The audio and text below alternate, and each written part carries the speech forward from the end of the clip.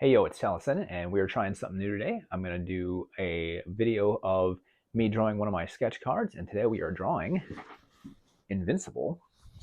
Big fan of Invincible. Back to when I was working comic retail, I used to always tell people it's the best comic that you've never heard of, and now everyone's heard of it thanks to the show, which is really great. Not down on the show at all, but I prefer the comic because it's how I met the character, and you people who are watching the show, you haven't seen anything yet. It's so in the beginning stages. There's so much crazier stuff that's going to happen if they follow the book, which they've been doing a really good job of following the book despite some of the changes they made. So here is my pencils on a sketch card. This is a 2.5 by 3.5 Strathmore marker paper. That's what I do all my work with, and used my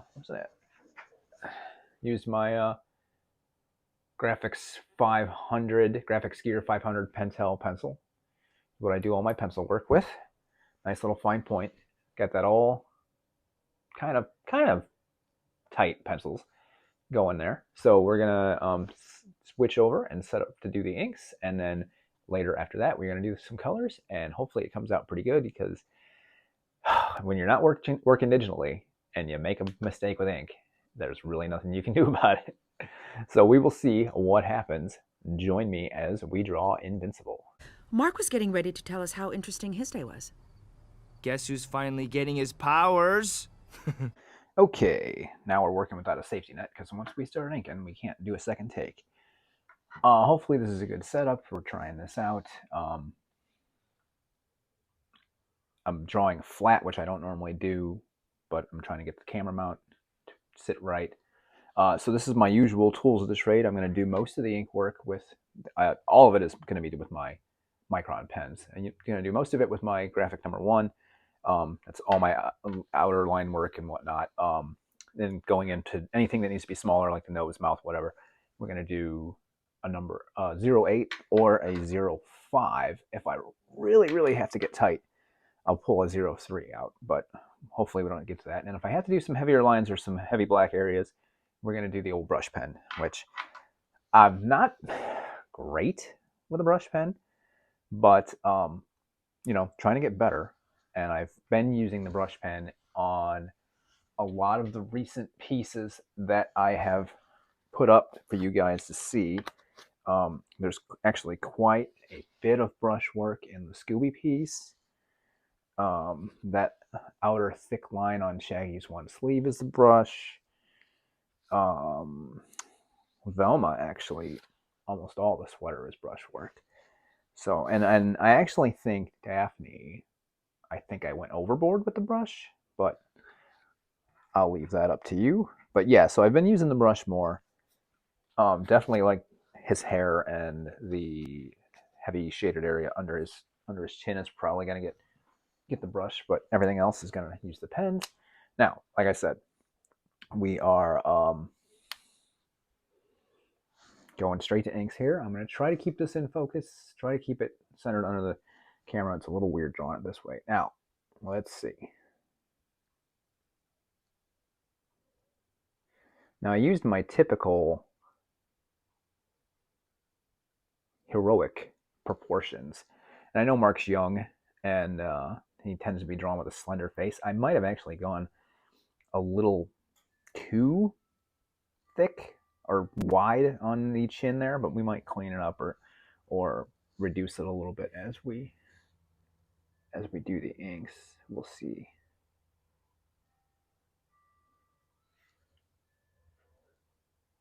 Again, I like the comic better than the show, and he does get older in the comic, so maybe it's just him when he's a little bit older. So my style, it's inspired by Bruce Timm and the DC AU. I like to have like a simplified look to everything, so there's not a lot of detail work because it's more of an animated style.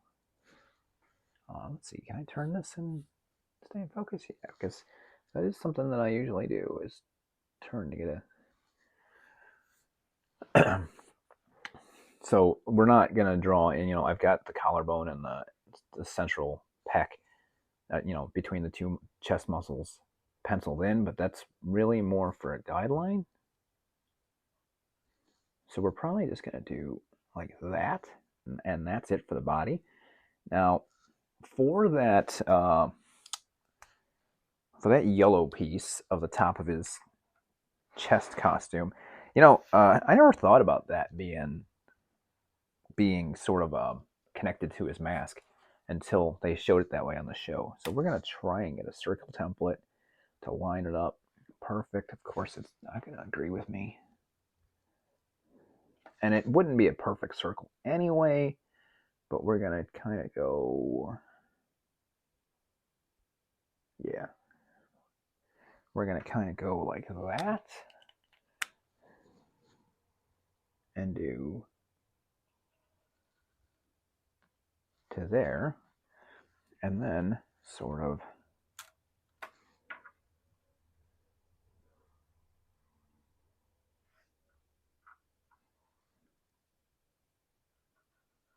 to there, and I'll freehand that up there, and then I'll freehand the connecting in between, just so the curve looks nice, you know.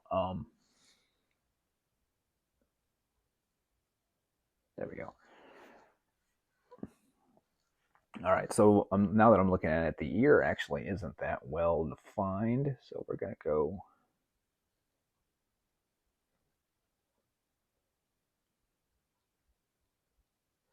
and the ear's sort of weird looking because, it's sticking out from the sides of his mask. So I don't normally have a line on this side of the ear. We're going to do my typical little squiggle for my ears because heaven forbid I do detail work. Everything's simplified. If you've never drawn, you might be saying, well, Talison, you're using a simplified style. Anybody could do that. Actually, not true. It was really hard to get myself to do this style because I like line work and I like putting a lot of lines down. And part of the trick with this style is to get as much information conveyed with as little lines as possible. And that is not easy. And in fact, when doing the comic, I have had several times where I have over rendered, one of the characters. Okay, I did reduce the chin a little bit there.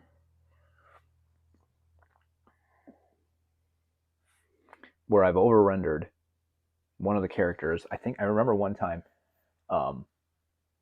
it's the Peanuts, strip that I did where it's Megan and Gwen, and every joke is a Peanuts joke, and the one where Gwen is holding the football. Okay.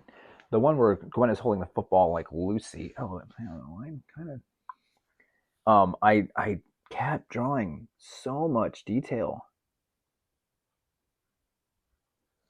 and Gwen was sort of in the background, and it didn't work. And then finally, I said, no, I just need to it doesn't matter that normally I would draw, her lips this detailed and her earrings this detailed, and I just had to simplify it because it's sort of in the background, and it was kind of a hard thing to do. Okay, I'm going to try to do everything with the 1 before I have to pull out that smaller one again, the 5 or the 8. I'm going to cut across here for the cowl, and I can cut across that piece of hair that I drew because the hair is going to be black, so it'll go over it.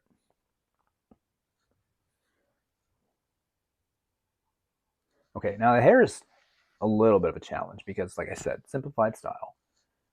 And my simplified style is usually just one big shape for the hair, but Mark's got that spiky hair, kind of how Charlie does in the Meteorite strip. So I have to kind of not draw on every, or what it feels like every strand of hair, like Ryan Otley does when he draws Mark, but I am definitely putting some lines in there.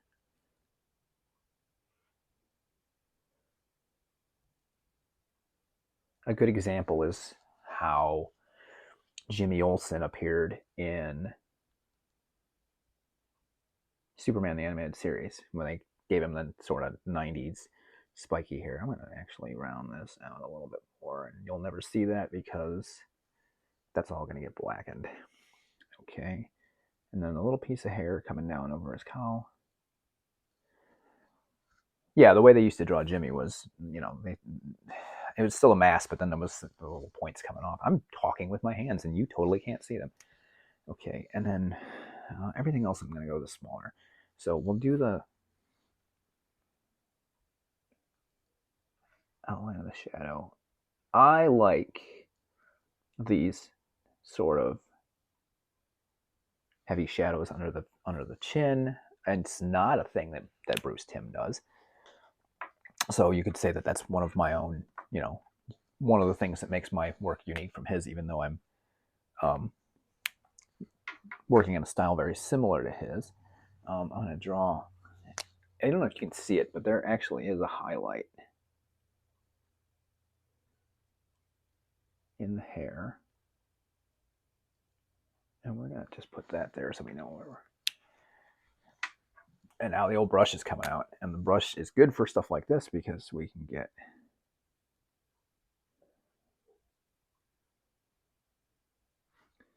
a lot of black laid down very easily. I have seen people do these black areas with a black Copic marker, which I will be coloring this with Copic markers. And I've seen people do that, and it works. You might not see it on the video, you might not see it in a photograph, you might not see it looking at it because you're not the artist. I think it's a different color black, so I prefer the black inks, all of the shadow area and whatnot, to be in the same ink as the as that line work that I'm doing. So now if I have to color a black part of the costume that I want to match the the markers, then maybe I'll use that black marker. But I don't know. It's just the way I do it. I once did a very large piece that was Black Panther. And of course, you don't, even though Black Panther's costume is black, you don't render it completely in black, you render it in a series of grays. But the heaviest shadow areas I did completely black, and I did use that black marker for that piece. And I wish I still had access to that piece. It was something I did for somebody that I no longer talk to. So I can only assume they either kept it if they were feeling sentimental, or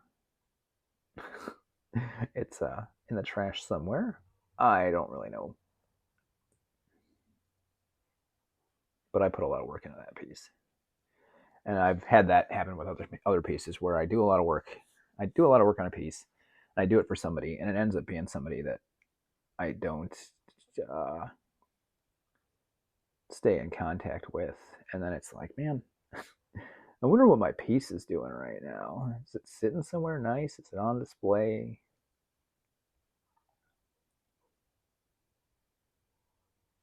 The opposite to that, I have had people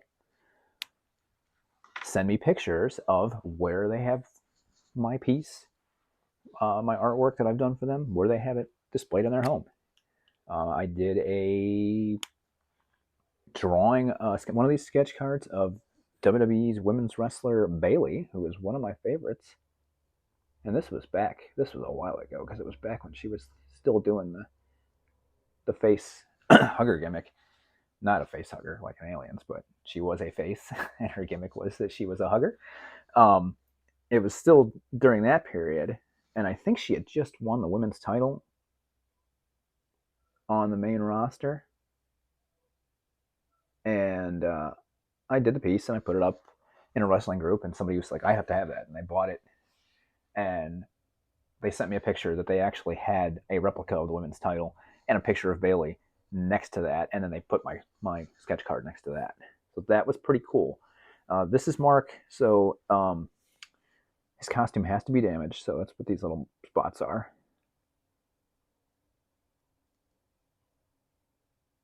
Now, I'm also going to add some blood to the costume and to his face, because again, it's Mark. He wouldn't be Mark if he didn't have a bloody face. Because Mark does not do well in fights. Okay, so the best way to do those... I'm going to try to freehand these eyes. I'm leaning on the mic there. Because if I use the circle template, they're not going to be exactly shaped right. So let's very carefully...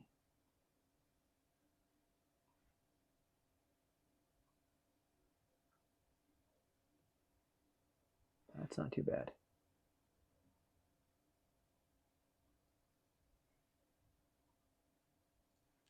Because if I use the circle template, they're going to be more uniform, where if you've noticed, Mark's eyepieces are larger on the outer parts, so on the side, what's closer to the sides of his head, and smaller on the inner part. So, okay, go to a number 08 here. Nice. Not as thin line, but thin line for the line of the cowl. I think we'll go back to the 05 to do the face details. I've recently realized that I don't have a set way that I draw noses. It's usually this angle, but sometimes it's a nostril, sometimes it's the outer part of the nose, and I just do it different every time. A little shadow under the mouth, which indicates the lower lip, and then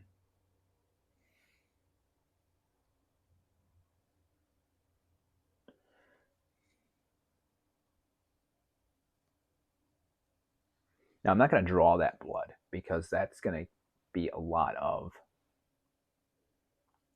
line work on the face in small areas. So I'd rather just color the blood in with the red when I get to that point.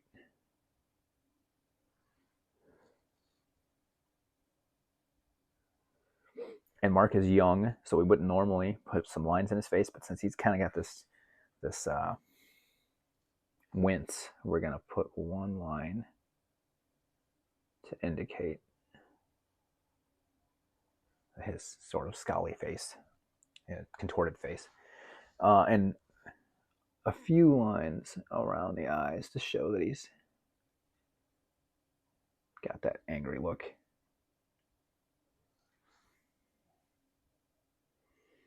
Now, the only other thing I need to do is if I'm going to add any heavy shadow anywhere. So it looks like, I hadn't even thought about this, and this is a terrible thing to admit, you should always consider your light source. And it looks like we got a highlight on this side of the hair. We got the shadow is really heavy coming this way. So the light source must be coming in from this side. So here's what we're doing. We're going to take the brush. And we're going to heavy this.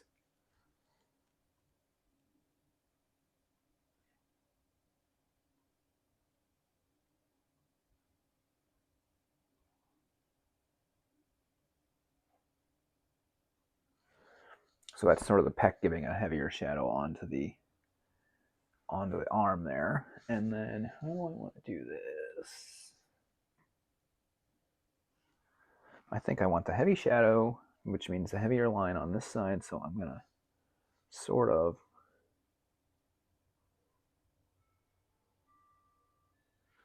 my grandmother's clock going off there. If I ever do a video where I remember that that clock's going to go off, it'd be pretty good.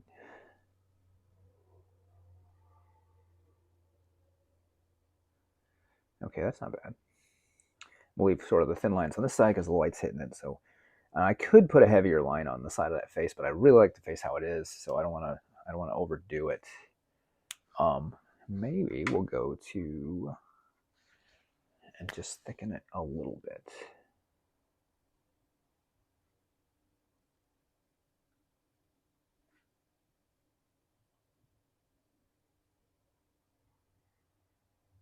Yeah, that's not bad. That was Alexa. I don't know what she wants. I'm gonna get a 02 to put some cracks into his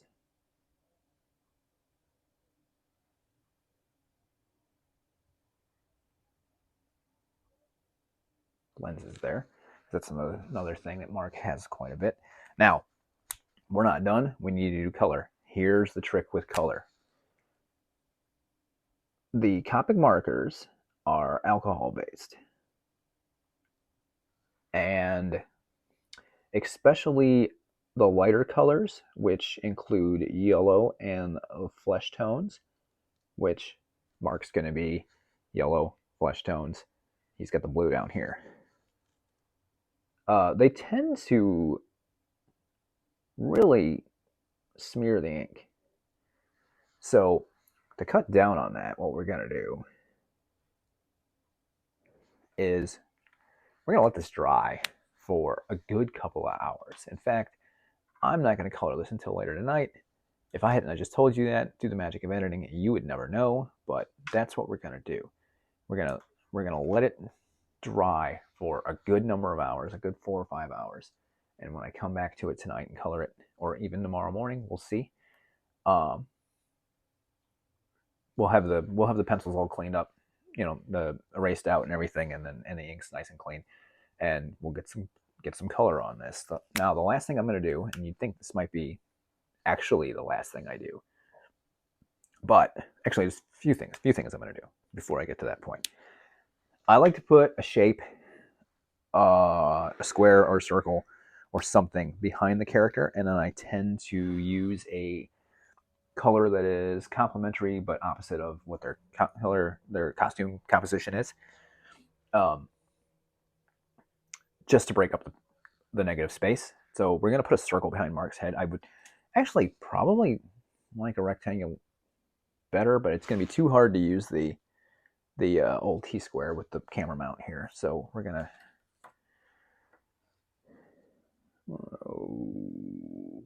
like that maybe? Yeah. Let's go a little bit more that way so we're a little bit away from his hair. And we're going to go back to the number 1.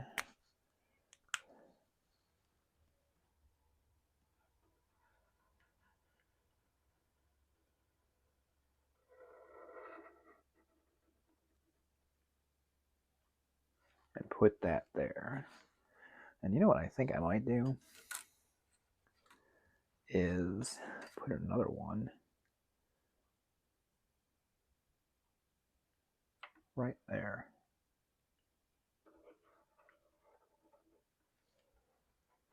For no reason. For no good reason whatsoever. And then go back to the 08. I'm going to sign this. And why would I sign it now? Because, again, sometimes the marker can interfere with the inks. So I like to get my signature down in a spot where I know where it's going to be. And then if I end up doing more color work, like say outside these circles or not, I'm probably not going to do that. But if I end up doing that, I can go back over where I signed. And it'll hold better. It's just when I do it straight over the marker, it doesn't always work right. So technical thing. So ALION, and this is 24. So that's set. There's Mark, all linked up. The pencils are already up on my Instagram if you'd like to go just look at the pencils. As I said, there's going to be quite a bit of time before I do the coloring, but I will take a picture of these finished inks and post those to my Instagram as well if you'd like to go check that out. That's Talison Comics on Instagram, no space. In fact, if you are trying to find me anywhere, if you want to find me on Instagram, on YouTube, on Facebook, on Twitter, on TikTok, on eBay, any place you might want to be trying to find me, I think there's still a Tumblr. I don't know how often that Tumblr gets posted to, but I think there's still a Tumblr. It's Talison Comics. Talison, no space, comics, one word. So that's where you can find me. And when we come back, we will be putting color on this piece. we'll see you then. 6 hours later. Okay, and we are back. It has been several hours. The inks are dry. They look pretty good. I've cleaned them up with my classic art school gummy eraser and my Straddler Mars plastic eraser to get into those little detail areas. Pretty much my two go-tos for most work. Occasionally I'll use the Straddler Mars plastic like that, but I like this one because I can get little tight areas. I do see some spots where the inks might need a little bit of cleaning up, but we're not going to do that until after we put down the color, because at this point, if I fix this little line by his mouth that I'm seeing, then the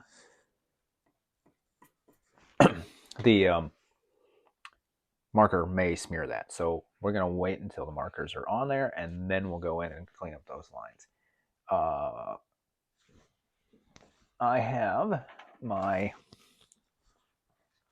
various markers ready to go. We're using Copic sketch markers. I've got my colors all picked out and everything, so you don't have to hear me rummaging through my marker bag and trying to figure out what we're using. So let's get going here, and I'm going to do the problem areas first. As I mentioned, the yellows and the flesh tones tend to be problematic, so we're going to use that first. You know what, I just realized there's a red that I didn't grab, so I'm going to have to grab that when the time comes. The red that I'm going to use for the blood. So starting with I'll call out these marker codes in case anyone wants to follow along. We're starting with a Y13, which is lemon yellow. And we're going to do that for all of the yellow areas of the costume. Now, even though we let the ink dry,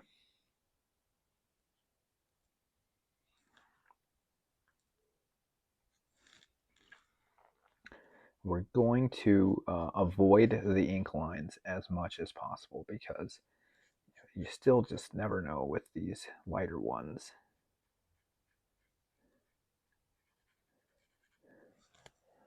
And you'll notice I have another piece here. It's kind of a good idea to keep a piece of scrap marker board, so in case you want to test out color.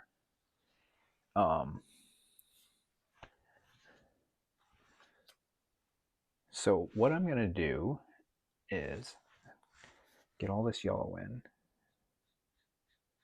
So don't mind me turning the drawing around, because as you saw when I did the inks, that's what I was doing. So yeah, I first started reading Invincible, it's got to be over 10 years ago. I was first working on the idea that would become the Meteorette. And it was, generally a superhero whose parents are superheroes, or at least one of their parents is a superhero, and they're like just starting off as the new generation. It's the bare bones of what we know from the Meteorette now. And I originally intended it to be the Venture Brothers has always been one of my models for what I want to do with the Meteorette. So I kind of imagined a little more adult humor than is currently in the strip, although it's starting to show up a little more now that I'm getting some of these characters introduced that I've been wanting to introduce for a long time. Recent strip you might have seen the introduction of Miss Impact, Lexi Impact, who planted one on the Meteorette, which is not that racy, but it's more than we've seen up to this point. Although we did see Chrissy's butt in one strip a long time ago. So anyway, I'm coming up with this idea, the bare bones of what would be the Meteorette strip. And one friend of mine said, oh, you should check out Invincible. It's kind of similar to this, because it's about this kid who's second generation hero. waiting to get his powers, and his dad's like the Superman guy, which obviously the champion is like my Superman guy. Somebody else said, oh, superheroes with a little bit of an adult bent, you should check out The Boys. So I checked out both books. I got the first 2 volumes of Invincible right away, and I downloaded, I want to say, the first 8 or 10 issues of The Boys. And I loved Invincible. Right off the bat, I loved Invincible. And I stuck with it, and I read the whole series through, and I think it's got one of the best endings that you could expect from a series like that. So that's cool. And then I read The Boys, and I absolutely hated it. Absolutely hated it. And some of you might be saying, Talison, the show is so good, or whatever you're going to say to me. You know what? I don't know. The show may be good. I haven't seen it. I've heard that the show is different than the series, than the comic. So I've been told to check out the show, but I hated the book so much that I've just not given the show a chance. And that's just how it is. So, but yeah, and then like I said, I was working in comic retail. We're going to a Y21 Buttercup yellow to do the shading on the yellow areas. I was working in comic retail. Oh, that does work. I read the codes off of an old piece that I had the codes written down from, and I'm like, that's not going to work. That's not going to shade it, but it totally is going to. When I was working comic retail, I pushed Invincible on everybody. I could have put a little bit of a shadow there on the neck. I might do that. I pushed Invincible on everybody. Like I said, it's the best book that you've never heard of. And also sometimes I'd say it's the best book that you're not reading. And the series, the cartoon, really knew what it was doing, because you got that spoiler alert for the first episode of Invincible, but you got the whole thing with Omni-Man fighting the Guardians of the Globe, like right in the first episode. And it was several issues before that happened in the book. We had a bunch of stuff setting up Mark. I mean, most of the stuff is in the show, the stuff setting up Mark and everything, but Omni-Man's attack on the Guardians was, I want to say, at the end of volume 2. So like in the 8th issue or something like that. So I'll do a little bit more here. Now I want a sort of two-tone look. So I'm not doing a lot of blending here. I want like a strong, again, like my drawing style is like animated. I want the coloring style to be somewhat animated. So it's just that yellow contrast. So those are the yellows. Yeah, so they did a lot of things differently on the show. But so I would tell people to buy the first 2 volumes. Like, and I know it's a commitment buying the first 2 volumes, but you buy the first 2 volumes, you're gonna be hooked. And I think maybe I had one person out of 20, 25 that I recommended this to that came back to me and said, it didn't do it for me. And everybody else was over the moon over this book. So I've been a champion of Invincible for a while. This Invincible shirt I have is not new at all. I've had it gotta be since like 2017, 2018. I've got a print from Ryan Otley signed hanging in my drawing room here. Okay, for the flesh we're doing E00, and this is Cotton Pearl, and that's going to be the lighter flesh tone. And just like with the yellow, I'm going to try to avoid the ink lines as much as possible so we don't get any smear. Yeah, I thought I had the pencils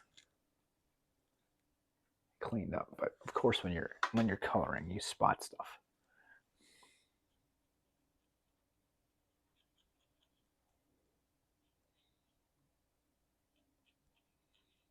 I have the Invincible action figures that Skybound put out a few years ago. They're not the bloody ones. This is going to sound dumb because I'm such a big Invincible fan, but I don't care for all the. It's not that I don't care for the blood in the book, but like I like how Mark looks. I like his, and I'm gonna bloody this one up. But I like his costume. I like his design, and sometimes I just want it clean. And when I bought the action figures, I'm like, no, just give me the clean ones, like him and Eve, which Eve's one of my favorite female characters. Oh, the heck with it, she's one of my favorite characters, and Mark's definitely one of my favorite characters. And probably, ooh, save for the Ninja Turtles and maybe Hellboy. Invincible's probably my favorite independent comic character. Not a lot of other people on that list, like the Rocketeer would be, but he's not going to be that high. And then people like the Shadow or the Phantom, like I don't really consider them independent comic characters because they're from the pulps and they're, they predate and be like saying Flash Gordon or Doc Savage. They're not really comic characters. I understand that they've had a life in, well, okay, Flash Gordon is from a comic strip, so he's a comic character, and so is the Phantom. But my point is, they're not traditional comic book superhero characters. They're from the strips. They predate Superman. They predate superheroes.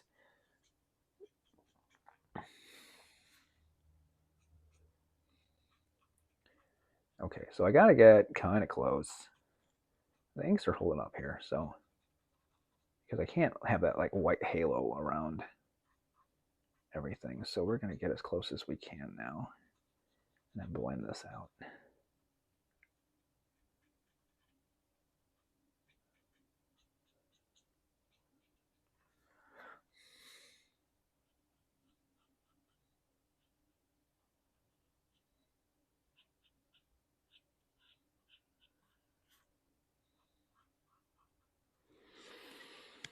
Okay, there's that.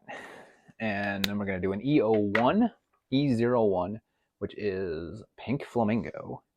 And that's going to be, it's only one step up from the E00, and that's going to be our shade. And you can see right away, it's going to be pretty good right there.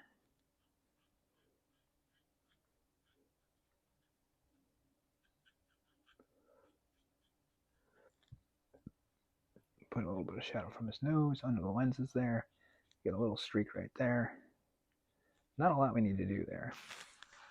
Gonna go back in with the E0. I think my E00 is starting to go dry. I think that's part of the problem too, but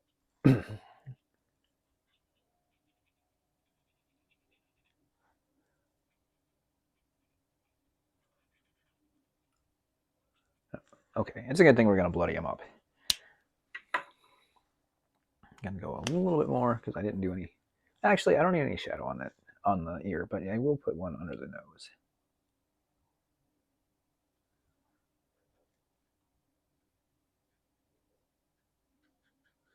And sometimes a second coat really helps with these two. So the little parts of his costume that are torn, we need to do some in there.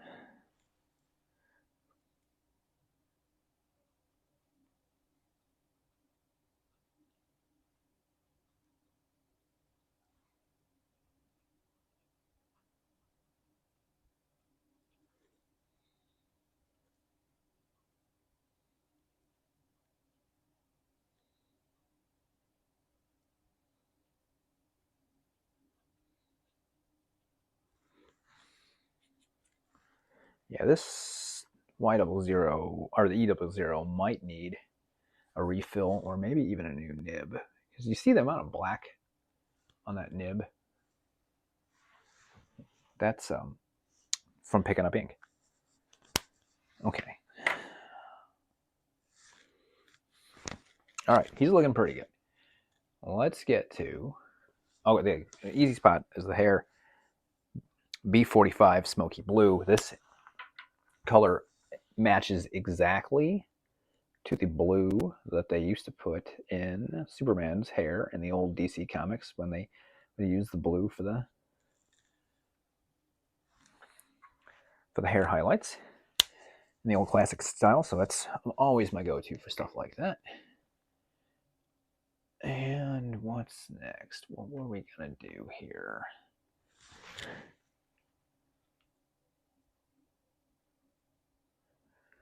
Okay, B04 Tahitian blue is gonna be what I'm gonna do for Mark's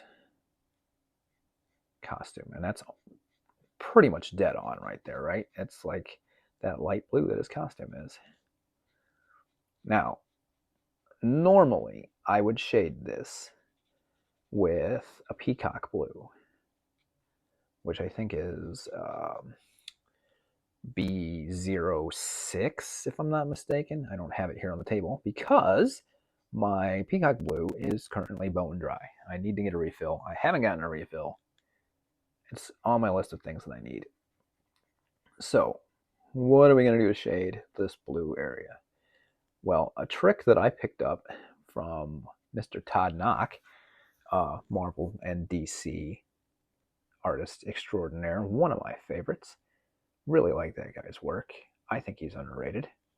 A trick that I picked up from him is to use gray markers for your shade, and then if you have to go over the gray with some of your base color again to get it, the right color. So we're gonna try a cool gray, which I think is where cool gray C's. We're gonna try a C4, which is a pretty, well, it's about right in the middle on the cool grays. It's dark enough, and we're gonna use that cool gray to put some shadow on the blue, and if I have to, I'll go over the blue with more blue.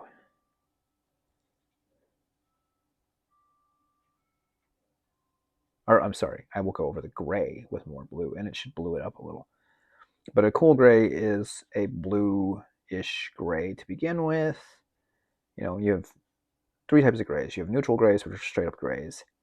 You have warm grays, which kind of have a little bit of brown to them, which are good for like shading red and whatnot. And then you have cool grays, which have a bit of blue to them. So we're going to try this. Now you see where we've got the shadow from on the yellow. We're going to come right down there. This is the cool gray, the cool gray number 4. And it kind of works. And then we'll put a little bit on this arm.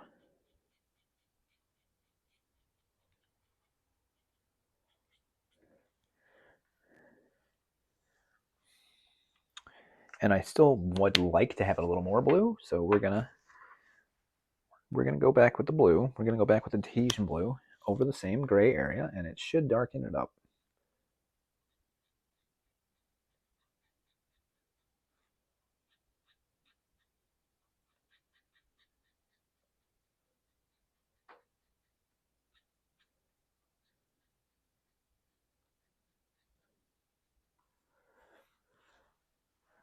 Yeah, I like that. That worked.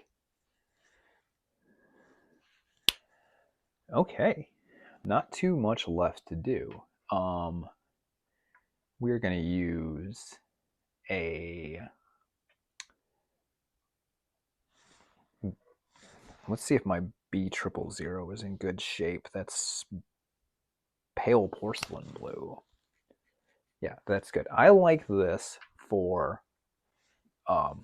white areas, especially white areas like Mark's lenses here. So I know in the cartoon at least, they kind of have a slight gray tinge to them. But me thinking there should be like white and mostly glass, I give him a little blue tinge. His teeth, however, I'm going to put a little bit of shadow in his teeth, and that's going to be a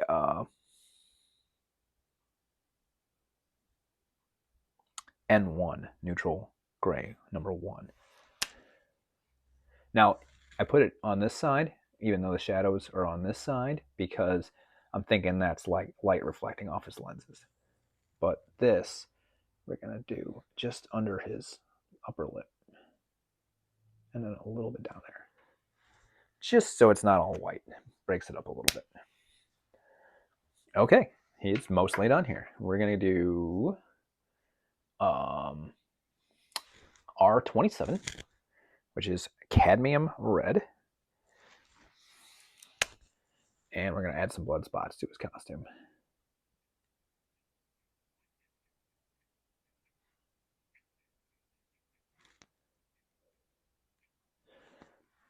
Nothing too major. And then we're going to give him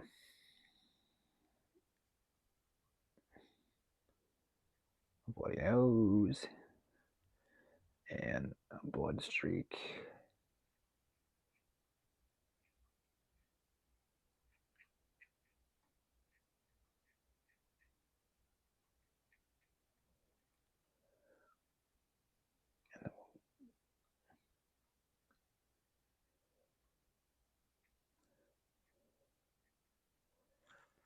So we just bloodied him up a little. I don't love it, but like I said, I like it better when it's clean. But I just want to get these a little more even out, so then, because it kind of looks like the way I draw Megan's freckles when I first did it. But yeah, that's good. That'll work. And then R46 for that's a strong red for this circle behind his head.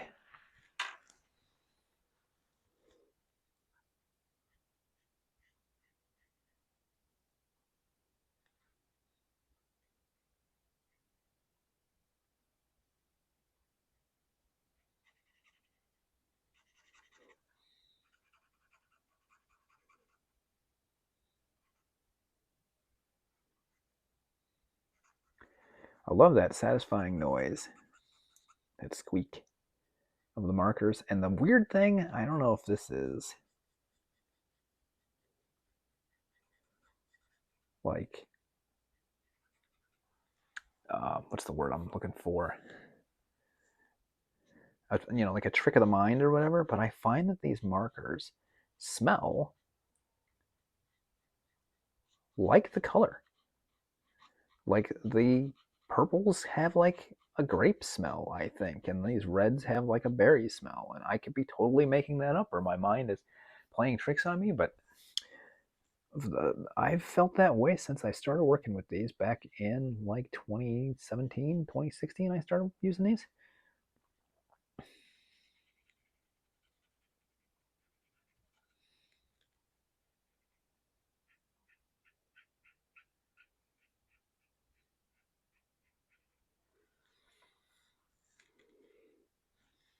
Make sure we're staying on camera.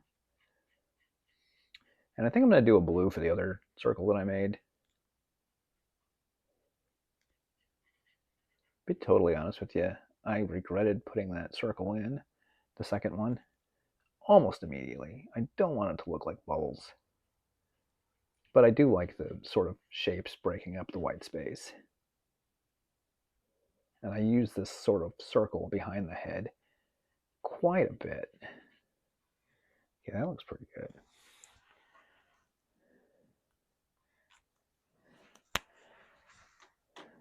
So I'm going to use a B14 light blue. Light blue.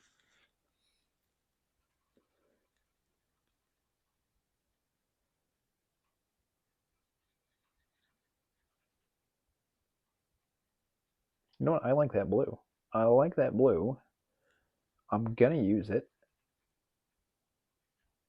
to add, to see if I can blue up this shades on his blue a little bit more. Yeah.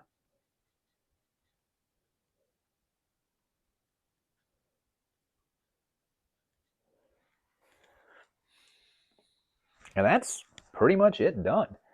And it looks pretty good. Only took about a half hour. And that's with me talking. So there he is colored. Already got the signature. What we're going to do now is take the 05 Micron pen and hit those areas that I was talking about need to be cleaned up a little.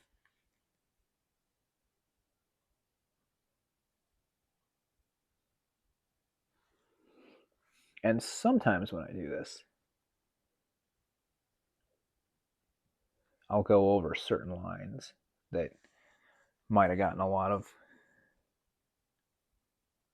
I'm going to add that shadow, might have gotten a lot of marker over it and therefore got dulled, although there's not really a lot of those here, and that's probably because we weren't using very strong colors. I don't like this dot on the neck. See if I can do something about that. Yeah, I got it. And that's Mark. Invincible. Mark Grayson. Done. I said no! And there we go. Mark's all done. All the inks, all the colors, ready to be put in a sleeve, ready to be shipped out to you if you so choose to want to buy this piece or any piece that I do. You can always find all of my work on any social platform. Talison Comics, Facebook, TikTok, YouTube, Instagram, which there'll be a better picture of this up on Instagram soon. Like I said, I think there's still a Tumblr, but don't expect a lot to be there. And if you want to get a hold of me even, besides DMing me on any of those locations, you can use talisoncomics@gmail.com. I'm pretty reasonable on these if you're looking for one done. And if not, thanks for watching along. Make sure you like this video, subscribe to the channel, and share with your friends. Comment if you would. That would really help me out. And we will see you the next time Talison draws.